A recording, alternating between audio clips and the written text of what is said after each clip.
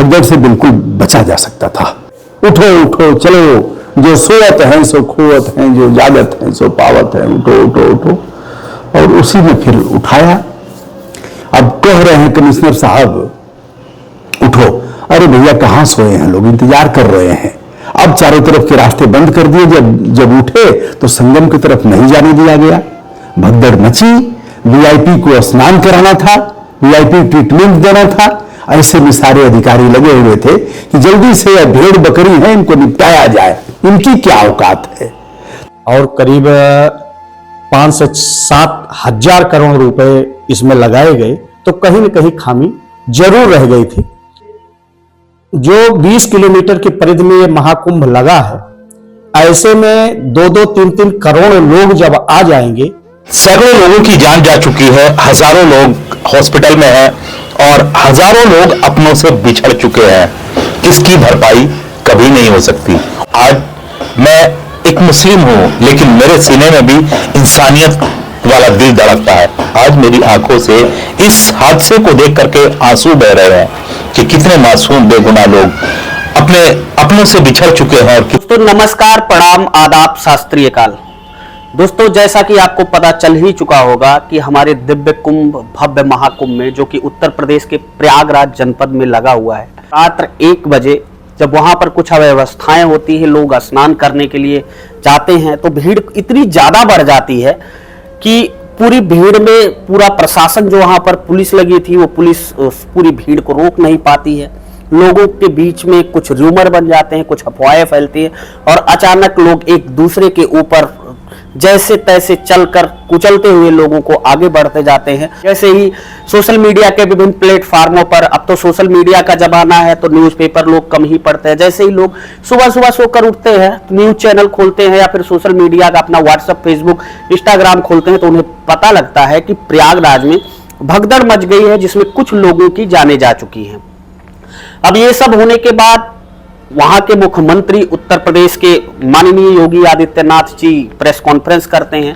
Press conference में उन्हें भावुक भी देखा जाता है और उसके बाद पुष्टि होती है कि कुल कितने लोग मारे गए हैं। कुल कितने लोग मारे जाने के बाद मुख्यमंत्री योगी आदित्यनाथ जी का कहना है कि 25-25 लाख रुपए, फिलहाल क्या 25 लाख के मुआवजे से जिनके परिवार के सदस्यों की जिंदगी गई है, उनकी भरपाई हो पाएगी? क्या 25 लाख से वो लोग वापस आ पाएंगे? और ऐसे में सबसे बड़ा सवाल ये है कि जब प्रशासन को पूरी तरीके से इस बात का अंदेशा था, जब प्रशासन लोगों को निमंत्रण भेज रही थी कि आप दिव्य महाकुंभ और भव्य महाकुंभ में आइए, तो जब उसे सारी बातों का अंदेशा था कि तो क्या कहीं ना कहीं से प्रशासनिक चूक है या कुछ और, या फिर सोशल मीडिया के बहुत सारे इन्फ्लुएंसर आप देख रहे होंगे इस समय पूरे प्रयागराज में टहल रहे थे।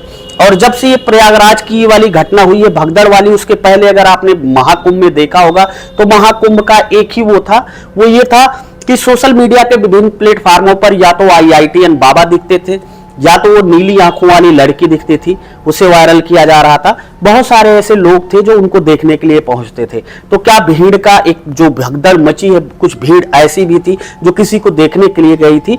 इन्हीं सवालों का जवाब जानने की आज हम कोशिश करेंगे कि आखिर पूरा मामला कैसे हुआ, आखिर क्या ये प्रशासन का फेलियर है, आखिर, और इस पूरे प्रकरण होने के बाद जो ये भगदड़ हुई है, उसके पहले ही उन्होंने आशंका जताई थी कि भगदड़ हो सकती है। ऐसे में उन्होंने लोगों को बार बार आगाह किया, लेकिन लोग नहीं माने और लोग भारी तादाद में, भारी भीड़ का हिस्सा बनते हुए वहां पर पहुंच गए। फिर ये पूरी घटना हो गई। हम बड़े भाई जो कि गाजीपुर के रहने वाले हैं, बेबाक, निर्भीक, स्वतंत्र पत्रकार हैं, बृजभूषण दुबे जी हमारे साथ हैं। में हम बृजभूषण दुबे जी से जानना चाहते हैं कि क्या प्रशासन चाहती तो 29 जनवरी 2024 को प्रयागराज के महाकुंभ में जो हुआ उसे रोक सकती थी? जी हाँ, भगदड़ से बिल्कुल बचा जा सकता था। अब भीड़ आ गई, 12-13 किलोमीटर, 14 किलोमीटर पैदल चल करके धूल धूसरित होते हुए धीरे धीरे पहुंच गई। अब पहुंचने के बाद जिस टेंट में उन्हें जाना था, जिस बाबा के पास, कहीं भी वह पहुंच नहीं पाए। किसी तरह से अवैध संगम में स्नान करके डुबकी लगा करके ही निकले। वह ढेर हो गए थे। उसी समय अनाउंस होता है, उठो उठो चलो, जो सोवत हैं सो खोवत हैं, जो जागत हैं सो पावत हैं, उठो उठो उठो। और उसी में फिर उठाया। कह रहे हैं कमिश्नर साहब उठो, अरे भैया कहां सोए हैं लोग, इंतजार कर रहे हैं। अब चारों तरफ के रास्ते बंद कर दिए, जब उठे तो संगम की तरफ नहीं जाने दिया गया। भगदड़ मची, वीआईपी को स्नान कराना था, वीआईपी ट्रीटमेंट देना था। ऐसे में सारे अधिकारी लगे हुए थे कि जल्दी से यह भेड़ बकरी है, इनको निपटाया जाए, इनकी क्या औकात है। तो यह अगर वीआईपी नहीं आता, एक घाट कोई दे दिया जाता या चुपचाप सामान्य व्यक्ति की तरह वह भी स्नान करते तो बात समझ में आती। वीआईपी आएगा तो लाओ लश्कर के साथ आएगा, भारी पुलिस बल के साथ आएगा और हूटर बजाते हुए आएगा।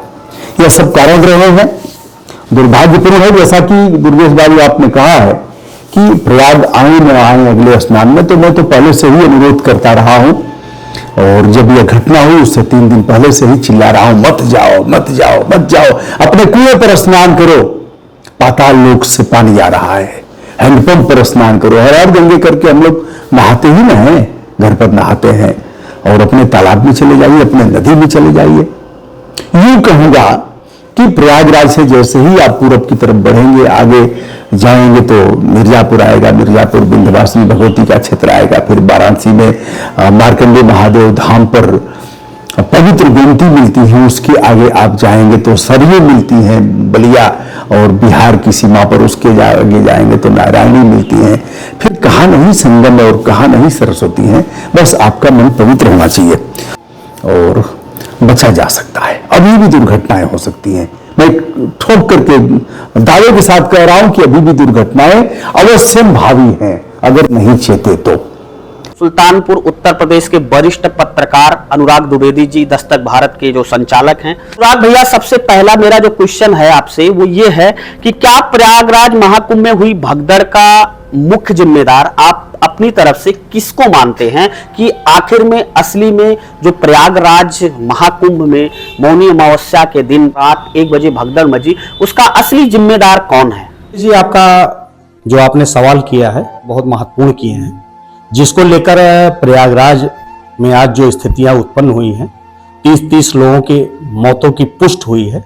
तो इसके पीछे देखा जाए तो शुरू से ही जब से जो पर्व आते थे उस पे स्नान में जो आस्था की डुबकी लगाने के लोग भक्तगण जाते थे, तो वहां पर जो है वीआईपी प्रोटोकॉल को महत्व ज्यादा दिया जाता था और लोकल लोगों को कम दिया जाता था।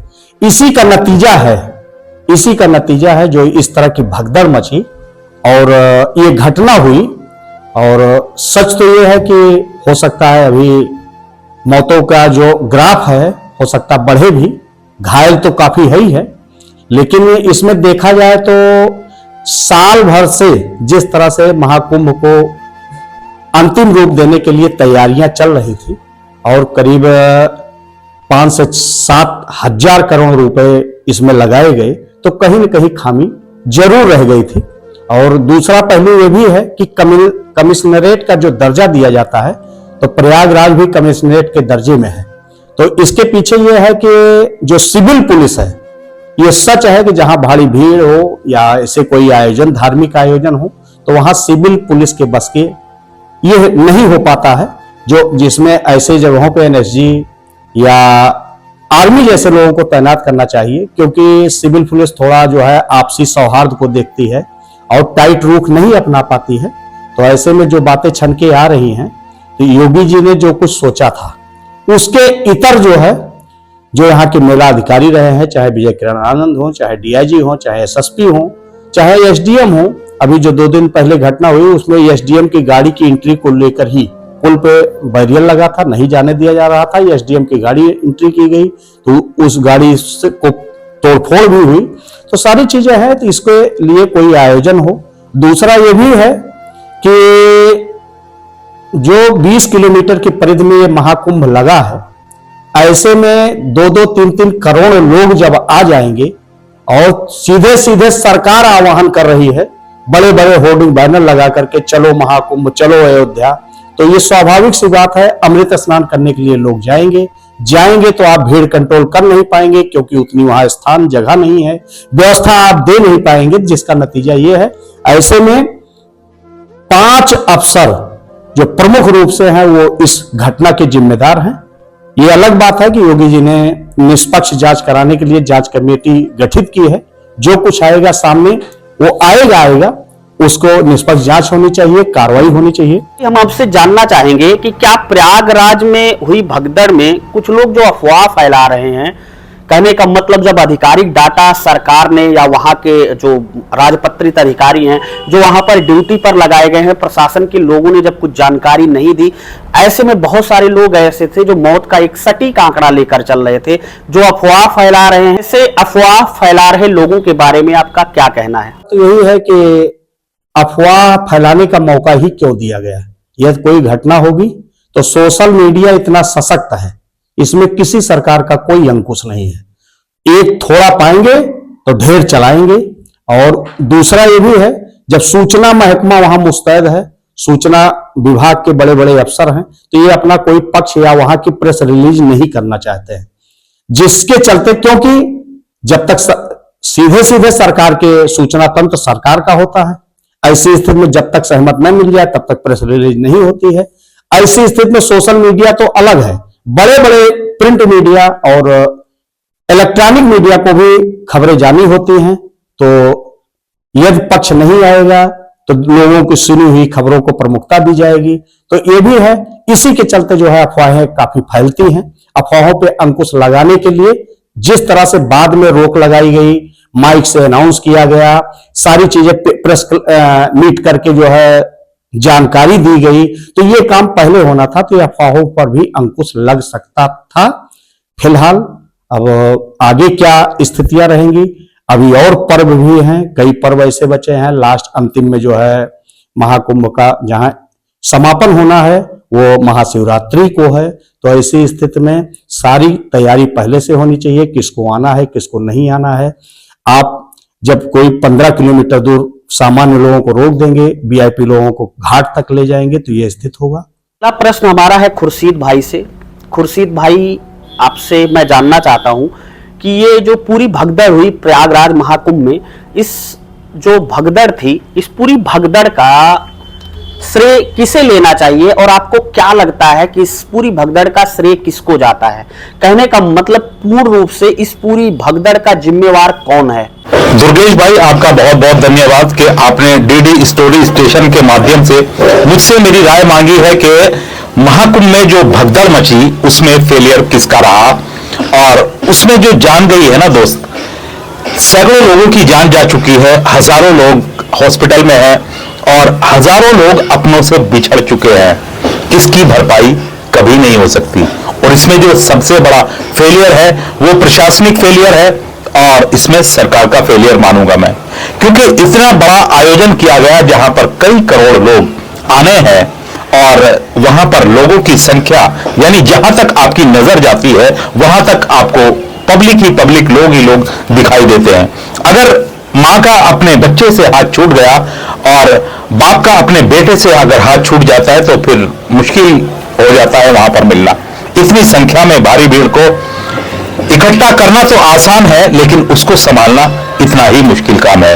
इसलिए प्रशासनिक तौर से वहां पर आने वालों के लिए रास्ता अलग बनाया जाता और जाने वालों के लिए रास्ता अलग बनाया जाता, और खास करके मुख्यमंत्री हमारे योगी आदित्यनाथ जी, उस पर पैनी नजर हर वक्त बनाए रहनी चाहिए थी। लेकिन सुना यह जाता है कि मुख्यमंत्री जी तो दिल्ली इलेक्शन में कैंपेन के लिए वहां पर मौजूद है, और यहां पर उनकी ये लापरवाही कि जो ये इतना बड़ा हादसा हुआ, अब इसकी भरपाई तो शायद ना हो पाए, क्योंकि जो जाने जा चुकी है, जो लोग इस दुनिया से जा चुके हैं, वो वापस कभी नहीं आता।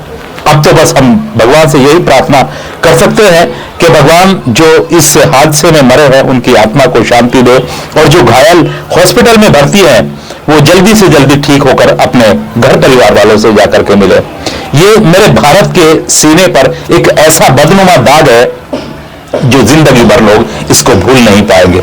आज मैं एक मुस्लिम हूं, लेकिन मेरे सीने में भी इंसानियत वाला दिल धड़कता है। आज मेरी आंखों से इस हादसे को देख करके आंसू बह रहे हैं कि कितने मासूम बेगुनाह लोग अपनों से बिछड़ चुके हैं, और कितने मासूम बेगुनाह लोग अपनी जान से हाथ धो बैठे हैं, और कितने लोग अस्पतालों में भर्ती है। तो बस आप सभी से यही प्रार्थना कि इस हादसे को भूलने की कोशिश करें, भूलने वाला तो नहीं है, और भगवान से यही प्रार्थना करें कि भगवान मरने वाले की आत्मा को शांति दे और जो घायल है वो ठीक हो जाए जल्दी से जल्दी।